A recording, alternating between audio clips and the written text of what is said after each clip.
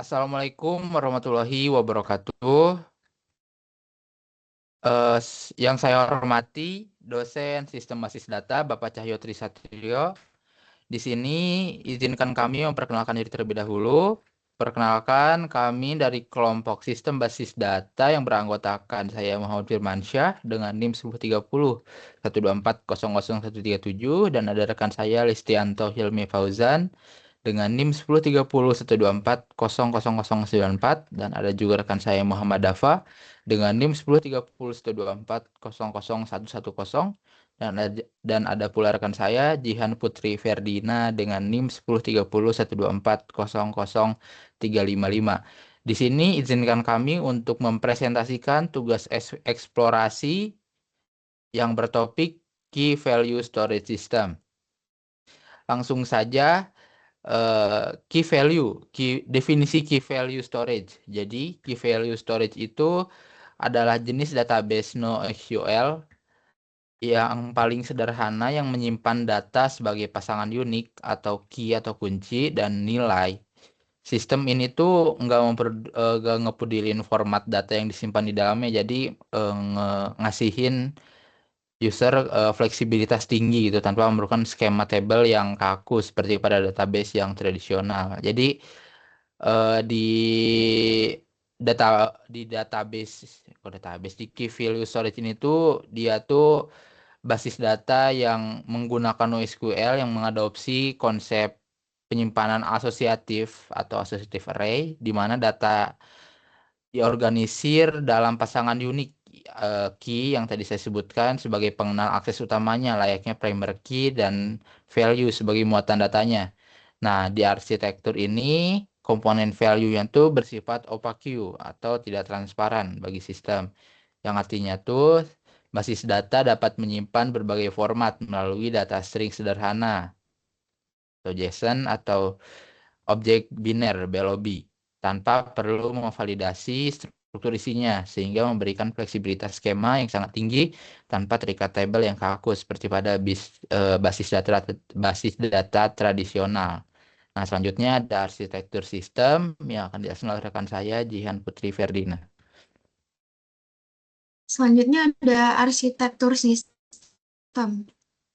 Jadi itu kecepatan sistemnya tuh didukung oleh struktur data hash table yang memetakan kunci langsung ke lokasi memori penyimpanan. Mekanismenya juga memungkinkan operasi akses data dilakukan secara instan dan juga jauh lebih cepat dibandingkan metode pencarian data bertingkat pada database relasional.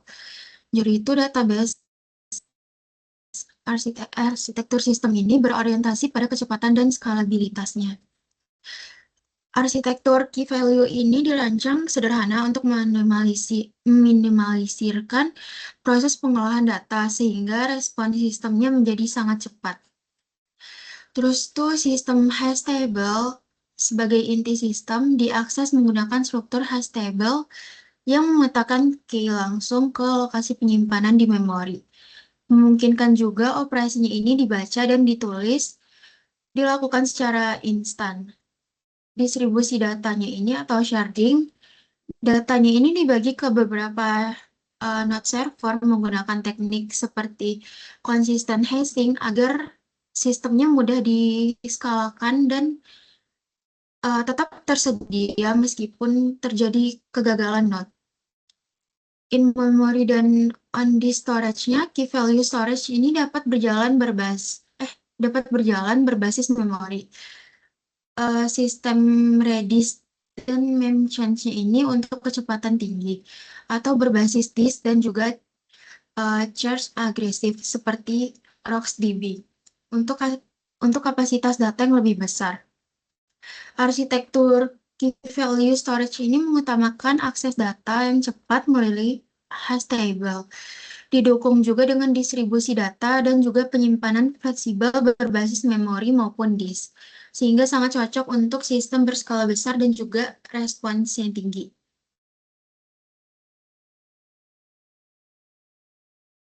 Oke, baik. Terima kasih kepada Jihan yang telah menjelaskan tentang arsitektur sistem. Untuk selanjutnya, media penyimpanan dan distribusi data akan dijelaskan oleh rekan saya Muhammad Dafa. Waktu dan tempat dipersilahkan. Baik, selanjutnya saya akan membahas tentang media penyimpanan. Dalam K-Favorite Storage tadi, seberapa cepat sistem kita bekerja sangat bergantung pada di mana data itu disimpan. Nah, secara umum tuh ada dua pendekatan utama yang digunakan. Pertama adalah in memory. Sesuai namanya, metode ini menyimpan seluruh data di dalam RAM utama. Keunggulannya yang pertama adalah akses datanya itu super cepat, bahkan hitungan mikrodetik. Contohnya tuh seperti Redis dan Memchat. Nah, biasanya nih agar data tidak hilang saat restart, sistem ini tetap melakukan penyimpanan ke disk secara berkala. Yang kedua adalah on disk. Nah, ini tuh digunakan jika kita butuh kapasitas penyimpanan yang jauh lebih besar daripada yang bisa ditampung si RAM itu sendiri. Datanya itu disimpan seperti di hard drive atau SSD. Nah, cara kerjanya itu meskipun dia itu di disk, performanya tetap dijaga agar kencang dengan menggunakan mekanisme caching yang agresif. Contohnya seperti RocksDB. Nah, kemudian saya akan jelaskan bagian distribusi data. Oke, lalu bagaimana jika data kita itu terus bertambah hingga tidak muat lagi di satu server? Nah, disinilah kita masuk ke pembahasan distribusi data. Untuk menangani kapasitas data yang masif, Key-Value Storage ini menggunakan teknik yang disebut dengan sharding. Nah, apa itu sharding? Secara sederhana, sistem akan memecah dan menyebarkan data ke berbagai node server yang berbeda secara otomatis. Nah, jadi bebannya itu tidak menumpuk di satu tempat saja. Keuntungannya apa? Nah, hal ini tuh dia memberikan fleksibilitas yang luar biasa bagi admin. Kita bisa menambah kapasitas penyimpanan atau scale out dengan mudah tanpa harus mematikan sistem itu. Nah, di dalam laporan kami juga disebutkan seperti teknik konsisten hashing yang memungkinkan kita menambah server baru tanpa mengganggu kinerja aplikasi yang sedang berjalan. Jadi layanannya tuh tetap hidup meskipun kita sedang otak-atik si servernya di belakang layar.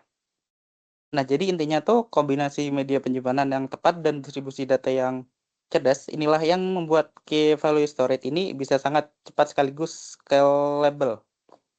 Nah, selanjutnya teman saya akan menjelaskan tentang kelebihan dan kekurangan sistem ini. Baik, terima kasih kepada Muhammad Dafa yang telah menjelaskan tentang media penyimpanan dan distribusi data. Untuk selanjutnya ada kelebihan dan kekurangan akan dijelaskan oleh rekan saya Listianto Hilmi Fauzan. Oke, kita masuk ke kelebihan. Oke. Sebenarnya kelebihannya itu ada banyak, tapi kita bertahap dulu ya untuk menjelaskannya. Yang pertama itu keunggulan utama arsitektur ini adalah performa yang sangat tinggi. Nah, performa yang dimaksudnya itu apa? Performa yang sangat tingginya itu adalah ketika operasi membaca atau read dan operasi tulis atau write yang sangat cepat. Nah, itu sangat tinggi gitu. Karena apa? Karena sebagian besar strukturnya itu menggunakan hash table dengan kompleksitas waktunya itu big O1 gitu atau dia bisa dibilang hampir instan. Menjadikannya itu jauh lebih cepat dari B3 ataupun B3 pada RDBMS yang tradisional. Lalu kemudahan skalabilitas scale out saat traffic padat gitu. Jadi sistem ini tuh sangat mudah untuk di scale out dengan menambah node server baru.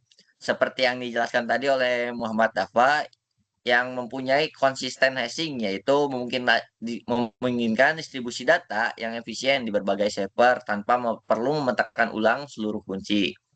Nah, lalu ada kelebihan lain yaitu fleksibilitas skema, yaitu tidak ada struktur label yang kaku gitu. Value dapat berupa apa saja mulai dari string, JSON hingga objek biner dan bentuknya itu bisa berubah kapan aja tanpa perlu memerlukan migrasi database yang rumit. Terus kelebihan yang lainnya juga ada efisiensi penyimpanan karena tidak memerlukan placeholder seperti null untuk kolom opsional seperti pada database relasional. Penggunaan memori dan penyimpanan menjadi lebih efisien. Oke, lalu ada penyimpanan in memory banyak sistem seperti Redis menyimpan data langsung di RAM yang memberikan latensi sangat rendah dalam skala mikrodetik. Oke, lanjut aja kita ke kekurangan. Nah, kekurangannya itu tidak memiliki fitur query yang kompleks seperti kemampuan menggabungkan join ataupun ya group by kayak gitu, atau pemfilteran berdasarkan isi value. Nah, lalu di sini kurang lengkap, jadi saya ingin menambahkan tidak mendukung transaksi ACID penuh. ACID itu kayak availability, terus konsistensi sama yang lain. Nah, banyak sistem lebih mengutamakan ketersediaan atau availability dan toleransi partisi dibandingkan konsistensi ketat sehingga seringkali mengadopsi model eventual konsistensi. Nah, lalu kekurangan yang lainnya itu masalah integritas data karena tidak ada skema yang dipaksakan di sisi database. Tanggung jawab untuk memastikan validitasnya itu dan interpretasi data berada sepenuhnya di sisi aplikasi. Lalu pencarian yang tidak efisien karena ya jika misalkan ingin cari data berdasarkan value, sistem itu harus melakukan pemindaian ke seluruh koleksi data karena emang nggak ada join, nggak ada group by kayak gitu. Atau harus membuat indeks tambahan secara terpisah.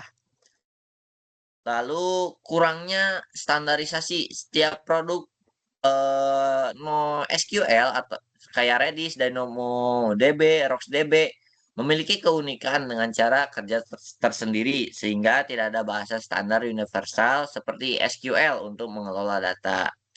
Oke, mungkin segitu saja penjelasan kelebihan dan kekurangan dari Q Value Storage System ini. Selanjutnya akan diserahkan kepada rekan saya lagi. Baik, terima kasih kepada Destianto Hilmi Fauzan yang telah menjelaskan tentang kelebihan dan kekurangan. Nah, dari penjelasan rekan-rekan saya tadi ada contoh penerapannya. Nah, contoh penerapan ini akan dijelaskan oleh rekan saya, Jihan Putri Ferdina.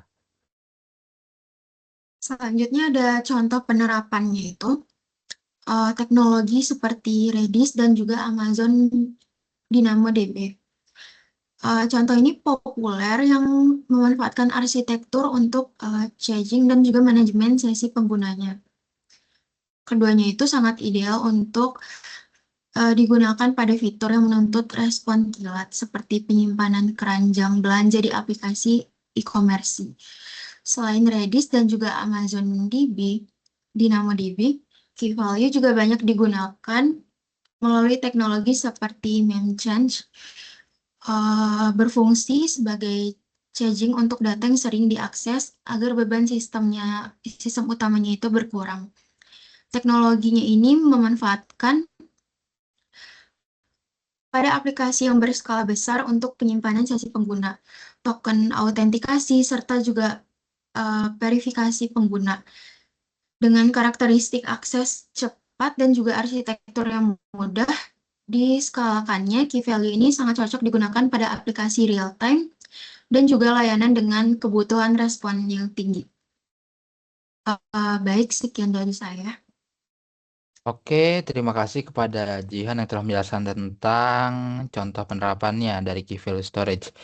Nah, dari beberapa penjelasan rekan saya tadi, jadi bisa disimpulin bahwa Key Value Storage itu dia tuh menawarkan solusi yang efisien buat kebutuhan penyimpanan yang memprioritaskan kecepatan akses yang tinggi dan stabilitas horizontal di atas kemampuan relasi data yang rumit. Nah, jadi meskipun memiliki keterbatasan dalam menangani query kompleks jika dibandingkan dengan RDBMS, keunggulan performanya itu menjadikan arsitektur ini pilihan vital dan pelengkap yang tepat buat menangani beban kerja aplikasi modern yang dinamis, khususnya buat kasus penggunaan seperti manajemen sesi, staging, dan aplikasi real time. Oke, mungkin sekian tentang penjelasan tugas eksplorasi yang bertopik Key Value Storage dari kelompok kami. Mohon maaf bila ada kesalahan. Wassalamualaikum warahmatullahi wabarakatuh.